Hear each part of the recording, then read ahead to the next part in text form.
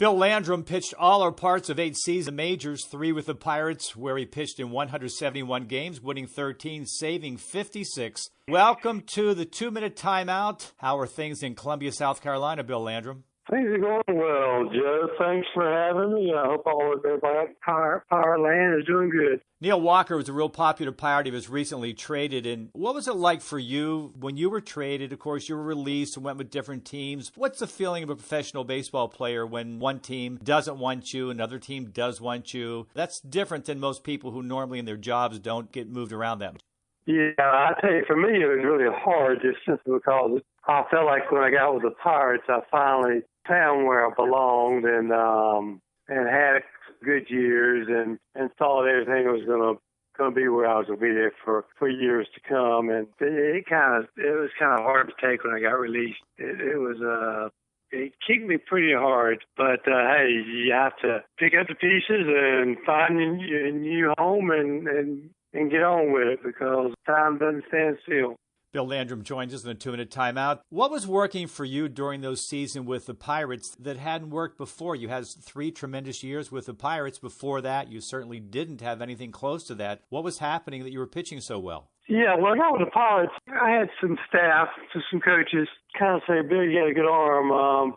Why haven't you been successful? And I said, well, I throw a curveball, but I was in the relief for the Reds. They want me to throw a fastball and a slider. And they said, let's bring the curveball back. And then it said, we think you need an all-speed pitch. So I learned the changeup. And those 2 pitches, and so now I had an all-speed fastball and an all-speed breaking ball. And so when I got to the point where I could throw those and had command of them, it really elevated my game because I threw hard.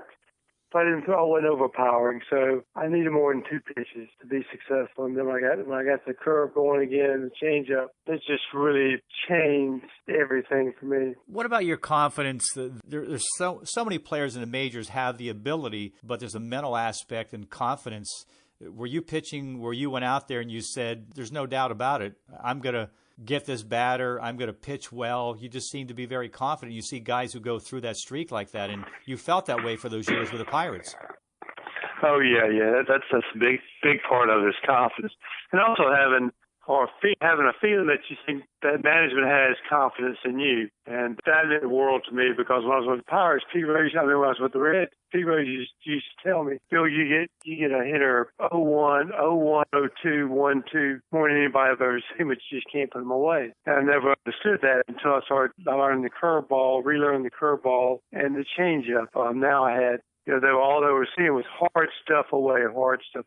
Now I had 2 more pitches to go with my hard stuff, and it just made the game so much easier. When you were coming to the end of your career, could you see it coming, and what were your feelings? Were you concerned about life after baseball? Yeah, because I could definitely see it coming. I lost 2 or 3 miles off my fastball. My ball straightened out. It didn't have the movement lights it had. I lost my confidence. I was hurt. My knees were hurting. My arm was hurting. And I was also 36 years old. So, the writing was on the wall. Because of that, I lost confidence. So everybody goes through that at some point in time with a job or in life at some point in time where they realize that they have to move on. And I didn't know what else I was going to do or what I was able to do, but I was lucky that I was smart enough to know that I was too dumb to make anything close to the money I was making when I was in baseball. So I socked it away, and it served me well.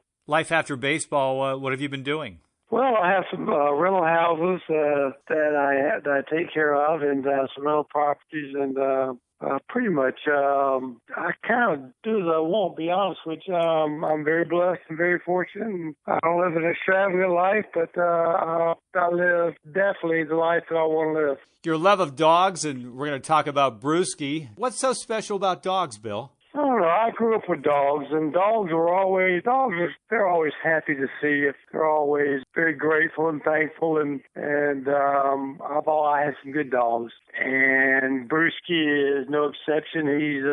He's half coon, half lab, and he's just got a lot of character, and everybody around the neighborhood loves him, and he runs free, and everybody feeds him, and everybody takes them out on their boats and on the lake, and he's probably more well known in my neighborhood than I am.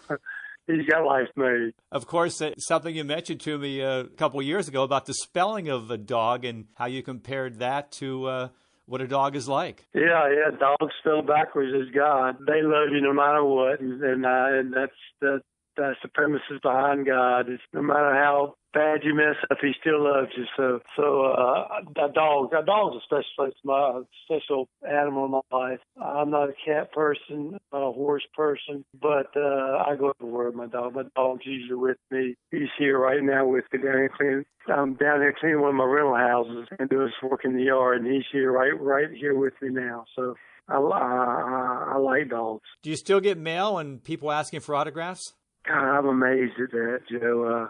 I probably get 6 or 7 letters a week from fans. I figured by now that all the baseball cards from the 80s and the 90s would be destroyed or just no more of them. But I get 6 or 7 cards a week, or envelopes full of cards a week to sign. It's amazing. Well, it's great that somebody still remembers you. How about it? Yeah, I guess that's nice.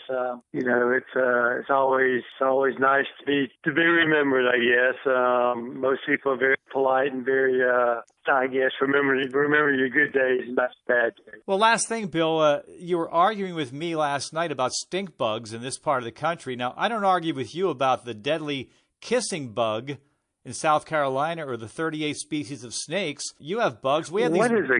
What is a kissing bug?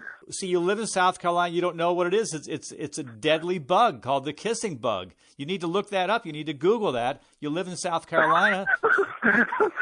You're making this up. I'm not making it up. And so I showed you a picture. I have a dead stink bug in my taillight. They get in everywhere. So you were arguing with me about that last night, that we were texting back and forth. So you need to check up on the kissing bug down in South Carolina. I will Google that. I've never heard of a kissing bug, but a stink bug is at your house. It's in the right place. Hey, Bill, once again, appreciate it. Thanks for joining us. Okay. Take care. Stay warm. Talk to you soon.